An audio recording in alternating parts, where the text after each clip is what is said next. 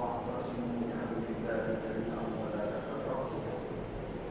واذكروا نعمة الله عليكم إذ كنتم أعداء فألف بين قلوبكم فأصبحتم بنعمته إخوانا وكنتم على شفا حفرة من النار فأنقذكم منها كذلك يبين الله لكم آياته لعلكم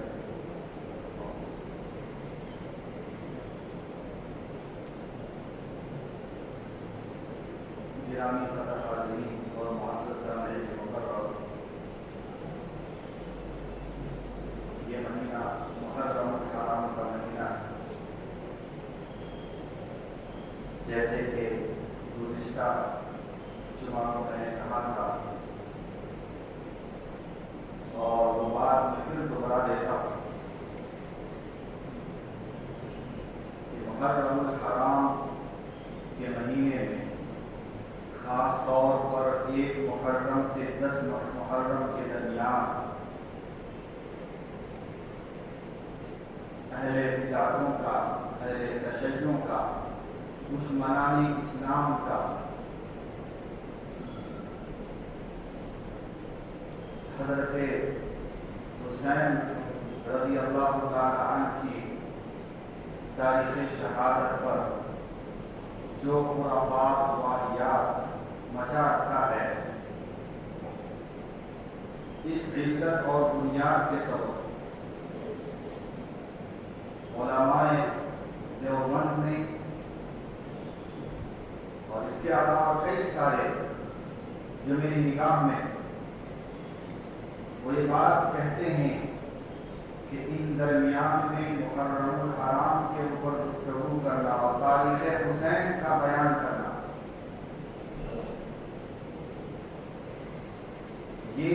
اہل تشیع کے مشابہ ہونے کی وجہ سے حرام ایک جائز چیز تھی، لیکن جب دشمنان اسلام نے اس کو کفر کا، اپنے ہتھ کردوں کا ایک ذریعہ بنا لیا تو اب یہ چیز ناجائز بن جائے گی۔ ایک جائز اور مباح چیز کہ جب کوئی قوم اسلام کے خلاف اس کو یوز کرے یا پھر خود اہل اسلام اس کو اتنا زیادہ اہمیت کا حامل بنا دے کہ وہ چیزیں فرض یا واجب کے درجے میں قرار دی جانے لگے تو اس کو ترک کرنا یہ بے انتہا ضروری ہوتا ہے، اس پر عمل نہیں کیا جائے گا۔ لہذا میں یہ کہتا ہوں کہ 10 محرم الحرام تک حضرت حسین کا شان بیان کرنا یہ من تشبہ بقوم فہو منہ کی حدیث کے ذکر میں آئے گا کہ جس نے اس قوم کی مشابہت اختیار کی وہ اسی میں سے ہوگا۔ اس لیے میں اس چیپٹر کو کلوز کرتا ہوں اور ایک بہترین تاریخ کے حوالے سے اور قرآن مقدس کی جو میں نے آیت پڑھی ہے اس کے حوالے سے 2-4 منٹ آپ سے گفتگو کروں گا۔ قرآن مقدس کے اندر اللہ رب العالمین نے اتحاد امت کو ملانے، امت کو سنوارنے، عالم اسلام کو ایک پلیٹ فارم پہ لانے کے لیے ایک اصول بیان کیا ہے، اور یہ اتنا ضروری ہے کہ اگر اس کے اوپر اگر امت محمدیہ کبھی بھی جمع ہو جائے تو یہ پھر صحابہ کرام کی طرح دیگر اقوام کے لیے امام بن بیٹھیں گے، صحابہ کرام کی طرح دیگر امم کے یہ سردار بن بیٹھیں گے۔ پھر یہی مسلمان جو شکنجوں میں مبتلا ہیں انہیں بہترین نگاہوں سے دیکھا جائے گا، ان کی سیرت و کردار کو اپنایا جائے گا، ان کی چلنے کے انداز کو لکھا جائے گا کتابوں میں، اس کے اٹھنے، بیٹھنے، کھانے، پینے، چلنے، پھرنے، سونے، جاگنے، بات کرنے، ہنسنے، مسکرانے، ان طریقوں کو لوگ اپنائیں گے اور کہیں گے کہ کیا پیارا طریقہ ہے، کیا معتبر ترین مذاہب، کتنا اچھا اس کے اخلاق ہیں، کیا نمونے ہیں جو اس کو رسول اللہ نے دے کر گئے۔ یہ باتیں اس وقت ہوں گی کہ جب قرآن مقدس کے میرے خطبے میں پڑھے ہوئے آیت کے اوپر عمل کیا جائے گا، اور وہ یہ ہے کہ اللہ فرماتا ہے کہ وَاعْتَصِمُوا بِحَبْلِ اللَّهِ جَمِيعًا، تمام کے تمام مسلمان دین حنیف کی رسی کو مضبوطی سے تھام لیں۔ دین حنیف کی راستوں کو، اس کے طریقوں کو اپنے مضبوطی سے تھام لیں، گرنے نہ دیں۔ اور جب آپ نے دیکھا ہوگا کہ جب آپ کسی چیز پر قسمیں کھاتے ہیں، کسی چیز پر جب آپ کی بیعت ہو جاتی ہے، کسی چیز کے اوپر جب آپ تہیہ ارادہ کر لیتے ہیں، تو بہت سارے آپ کے نگاہوں کے سامنے اس قسموں کو توڑنے کے لیے اسباب بن جاتے ہیں۔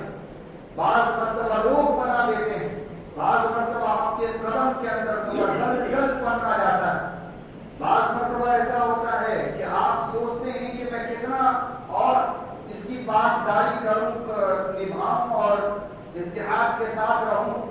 بہت دن ہو گئے، یہ ساری باتیں آ جانے کے بعد آپ کے دل کے اندر نرمی پیدا ہو جاتی ہے۔ پھر اس کے بعد یہ مرحلہ آتا ہے کہ آپ اس قسم کو بھلا بیٹھتے ہیں۔ تو اللہ فرماتا ہے کہ سب سے پہلے تو آپ مضبوطی سے جمیے، اور جمنے کے بعد اپنے رب کی اس انعامات کو یاد کیجیے۔ ایک وقت تھا کہ جب مسلمان پوری کائنات کے جہاں جہاں پر بھی مسلمان رہے ہوں متفرق طور پر تھے، انتشار کے زمرے میں تھے، بٹے ہوئے تھے، کہ جب ایک مسلمان کو تکلیف ہوتی تو دوسرا اس کو محسوس نہیں کرتا تھا، بلکہ یہاں تک کہ مسلمانوں کے خون کے پیاسے تھے۔ جب ایسی کیفیت تھی کہ جب تم جہنم کے گڑھے کے قریب پر پہنچ چکے تھے، تو پھر اللہ کو رحم آیا اور اس نے اپنے پیارے محبوب کو بھیجا جو حفرۃ من النار کے دروازے سے تمہیں جنت کے دروازے پر پہنچایا، وہ جہنم کے گڑھے کے جس کے اندر تم گرے جا رہے تھے اور قریب تھا کہ تمہاری موت ہو جاتی تو تم جہنم میں چلے جاتے، اس نا اتفاقی کی وجہ سے، اس ظلم و ستم کی وجہ سے اللہ کے رسول آ کر کے تمہیں بچائے۔ اس مہربانی کو یاد کرو، اور پھر آنے کے بعد جو رسول اللہ نے تعلیمات اسلامی کو زندہ کیا، جو اتحاد کا درس دیا، جو فہم و فراست کی تعلیم دی، اور رسول اللہ صلی اللہ علیہ وسلم نے آنے کے بعد جو تمہارے دلوں کو جوڑا کہ تم متنفر طور پر زندگی گزار رہے تھے، اس نقصان کو اور اس خرابی کو دوبارہ اپنے اوپر آنے کا ہو، یہ تعلیمات نبی۔ تو ہمیں دو چیزیں معلوم چلی، اور ایک چیز جو پہلے تھی یعنی مسلمان کا اپنے اللہ کے اوپر بیعت کر لینا، وہ تو ہم سب ہیں کہ جو یہاں آئے ہوئے ہیں، جو نہیں آئے ہیں، جو اپنے آپ کو مسلمان کے زمرے میں فہرست میں شمار کراتے ہیں، تمام نے اپنے آپ کو مسلمان ہونے کا وہ اقرار کر لیا ہے، تو قسمیں بھی ثابت ہو گئی۔ لیکن دوسری چیز وہ ہمارے اندر نہیں ہے۔ یقین کیجئے کہ اگر صرف پہلی قسم اگر ہوتی تو پھر رسول اللہ کو دنیا میں آنے کا کوئی مطلب ہی نہیں، تمام کے تمام تو جنت میں ہوتے۔ لیکن اللہ فرما رہے ہیں کہ ان کے باوجود جب تمہارے دلوں کے اندر نفرتیں تھیں، اور جہاں پر بھی جب مسلمانوں کے اندر بگاڑ آیا تو کفر و شرک کا بھی آیا اور ساتھ میں نااتفاقی کا بھی آیا۔ ایسا نہیں تھا کہ کفر و شرک کے اس کے اندر بگاڑ آئے اور اتحاد کے اندر زندگی گزار رہے ہوں، ایسا نہیں تھا۔ تو معلوم چلا کہ نبوت کو بھیجنے کا مقصد یہ ہے کہ مسلمان آپس میں ملے، ان کا اتحاد، اور یہ اتحاد، یہ ملاقاتیں جب تک مسلمانوں میں اعلیٰ معیار پر باقی رہے گی تو مسلمان اقوام عالم کے امام ہوں گے، ان کے سردار ہوں گے، ان کے قوام ہوں گے، تمام عالم کے زنجیریں ان کے ہاتھوں میں ہوں گی، ان کے باغ دور ان کے ہاتھوں اور یہی تعلیمات نبوی. لہذا دوسری قسم، دوسری چیز، دوسرا نقطہ جو ہم سے چھوٹ رہا ہے اس کے اوپر ہمیں غور کرنے کی ضرورت ہے، اور یہ ہر چیز کے اندر ہے. آپ ذرا نجی زندگی میں آئیں گے تو آپ دیکھیں گے کہ ایک شوہر کا بیوی کے ساتھ جب تک محبت رہتی ہے گھر سلامت رہتا ہے. جب ان کے درمیان اختلاف پیدا ہوتا ہے تو گھر ٹوٹ جاتا ہے. یہ دنیا بھی ایک گھر ہے کہ جب آپ کا دوسرے مسلمان بھائیوں کے ساتھ اور ہمارا مسلمانوں کے ساتھ جب ملاقاتیں رہیں گی، اتحاد رہے گا تو یہ دنیا کا نظام چلے گا جیسے کہ یہ گھر کا نظام چلتا ہے. یہ بات مان لیجئے کہ آپ ہی دنیا کے امام ہو. اگر دو اماموں کے درمیان یا دو گھر چلانے والوں کے درمیان اتفاق نہ رہے تو یقیناً گھر کا نظام بگڑے گا. مسلمان آپس میں ٹکرا جائیں تو عالم کا نظام بگڑ جائے گا. یہ تعلیمات نبوی تھی جس کے اوپر اللہ کے رسول نے مکمل عمل کر کے بتایا، اور ان کی زندگی کے سامنے صحابہ کی ایک لاکھ فوج تیار ہو گئی. پورے عالم اسلام کی تاریخ میں صحابہ کرام کے درمیان کوئی ایک واقعہ کوئی گنائے کہ انہوں نے اپنے ذات کے اوپر، اپنے ذات کے سلسلے میں جو تعلیمات نبوی کیا جانے کے بعد کسی کے اوپر ظلم کیا ہو، کوئی نہیں دکھا سکتا. رونما ہوا ہی نہیں ایسا واقعہ. وہ سورج طلوع نہیں ہوا جس سورج کے کرنوں کے نیچے صحابہ کرام کے آپسی اختلاف پیدا ہوا ہو، کبھی ہوا ہی نہیں. وہ مانے تھے رسول اللہ کی بات کو، وہ اللہ کے فرمان پر نگاہی تھی. فرمایا کہ اطیعوا اللہ و اطیعوا الرسول، کہ رسول کی اطاعت کے ساتھ اللہ کی اطاعت کرنی. رسول کی اطاعت کے اندر جو فرمودہ تھا وہ یہ تھا کہ اتحاد پیدا ہونا چاہیے. بیشتر مقامات پر ہمیشہ یہی تلقین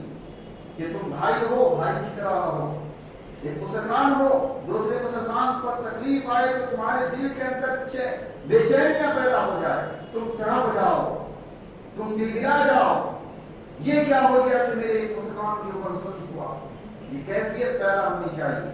یقین جانیے اتحاد پیدا کیجیے. اتحاد کے اندر عالمین کی بقا ہے، تمہارے دین کی بھی بقا ہے، ہمارے اسلام کی بھی بقا ہے. اگر مسلمان متنفر ہوگا آپس میں تو اسلام اس جگہ پر اٹھ جائے گا، کسی اور جگہ جا کر کے براجمان ہوگا. بہرحال اسلام کی بقا اگر چاہتے ہیں، اسلام کے تحفظ چاہتے ہیں، نظام الہی محبوب ہے تو اتحاد پیدا کرنا ضروری ہے.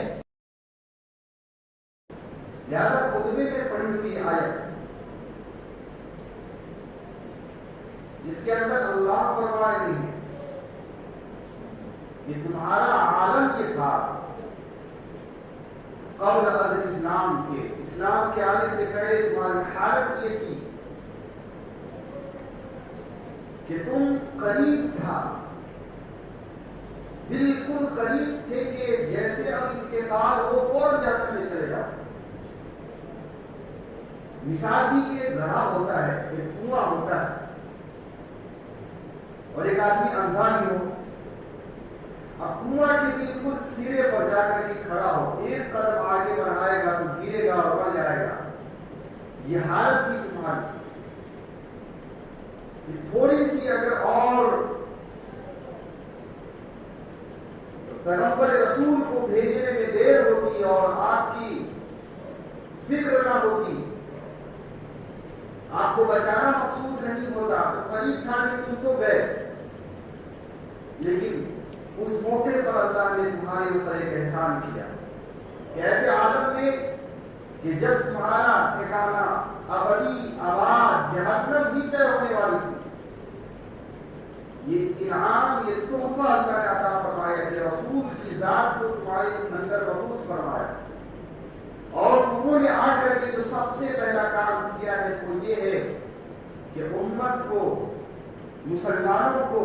عالم انسانیت کو آپس میں ملوایا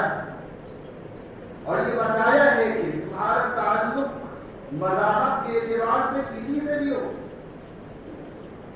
لیکن ہو تم انسان. انسانیت کا ایک رشتہ ہوتا ہے، ایک تعلق ہوتا ہے. ایک محبت ہوتی ہے انسانیت کو لے کر، یہ ضمن بات ہے، ورنہ اصل جو مدعا ہے وہ آپ کے سامنے میں گوشت گزار کر ہی دوں گا۔ چنانچہ میں کتاب پڑھ رہا تھا اتحاد و اتفاق کے سلسلے میں، تو بہت پیاری بات لکھی ہوئی تھی اس کے اندر، اور جب میں نے پڑھا تو مجھے لگا کہ ہاں سمجھانے کا طریقہ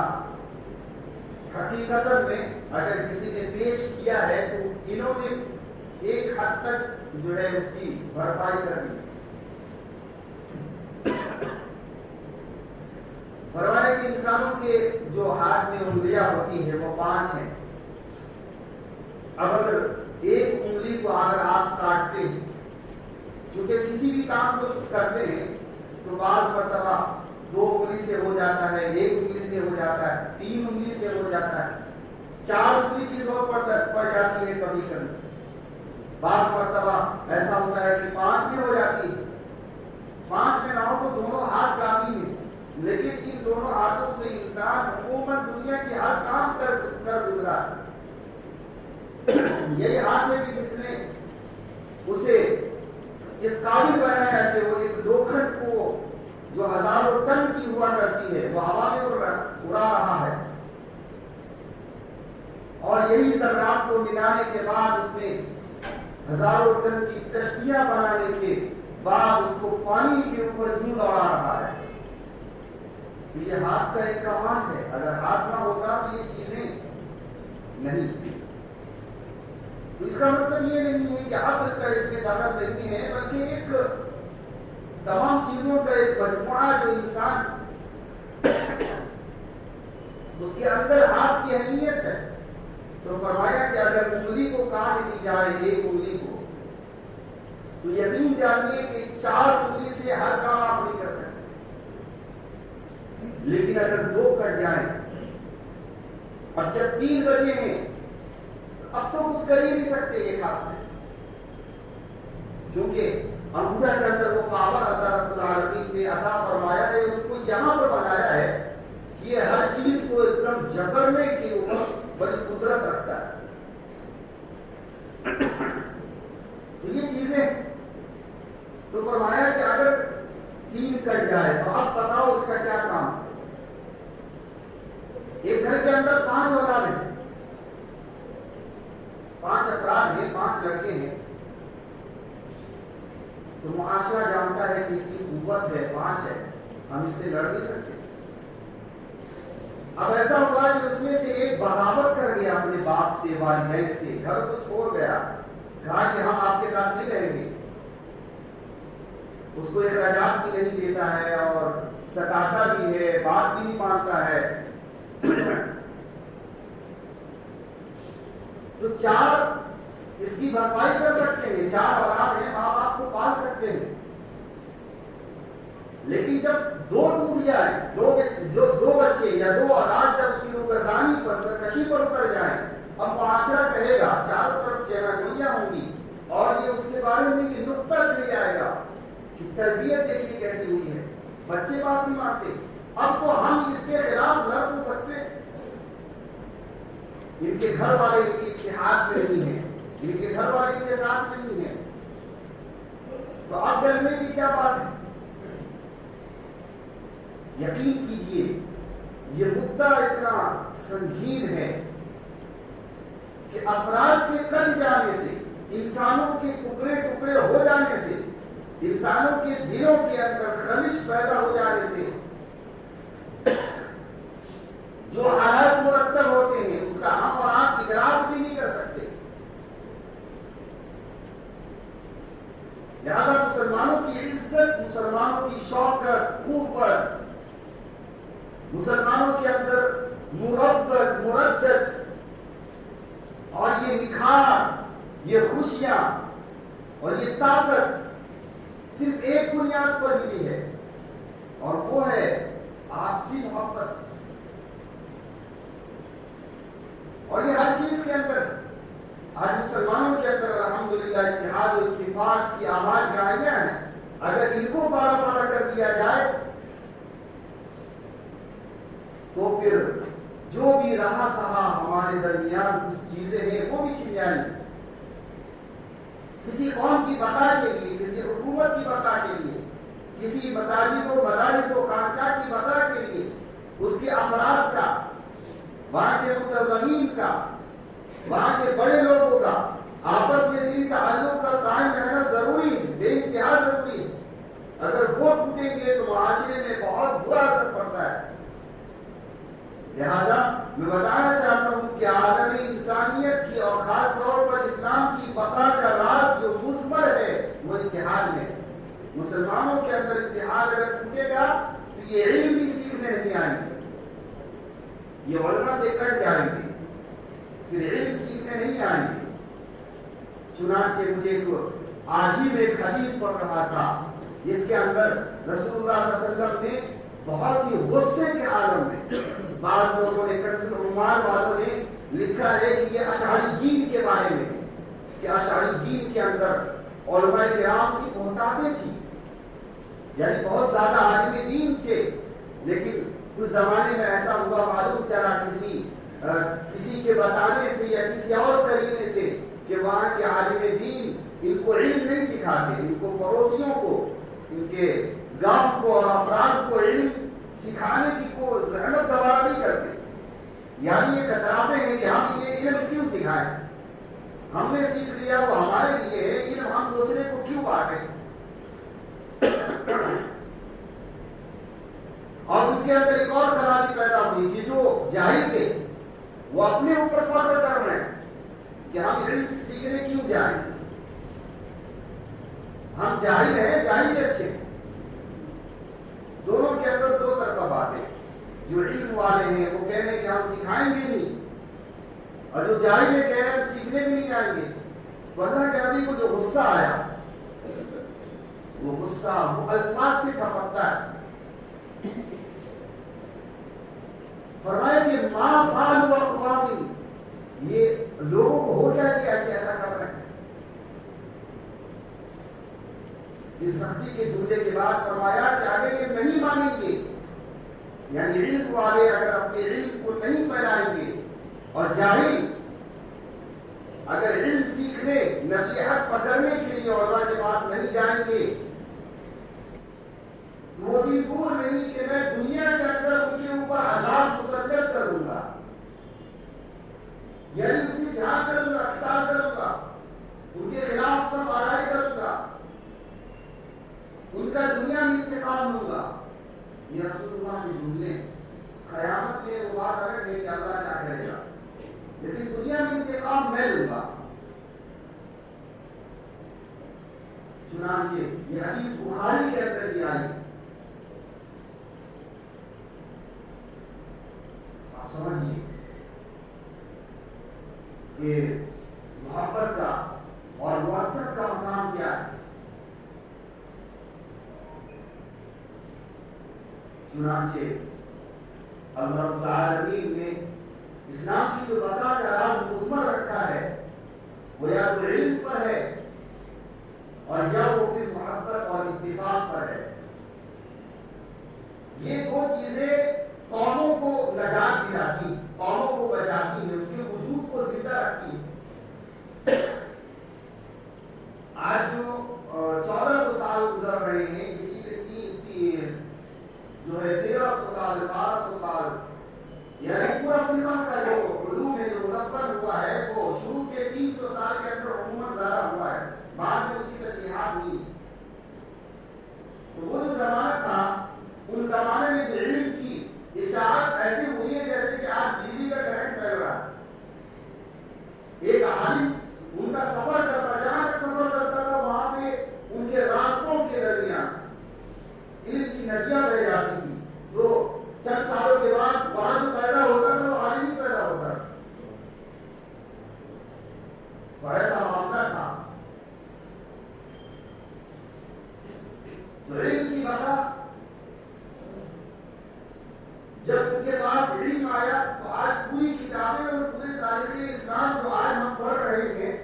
اور جو کتابیں لکھی جا رہی ہیں وہ سب وہیں سے مستفادات ہیں.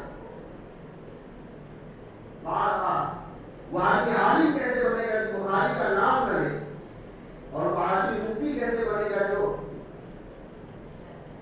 دیگر محدثین کلام کی روایتوں کو اور مفسرین کلام کی تشریحات قرآنیہ کو نہ سمجھے، ان کا نام یاد نہ کرے،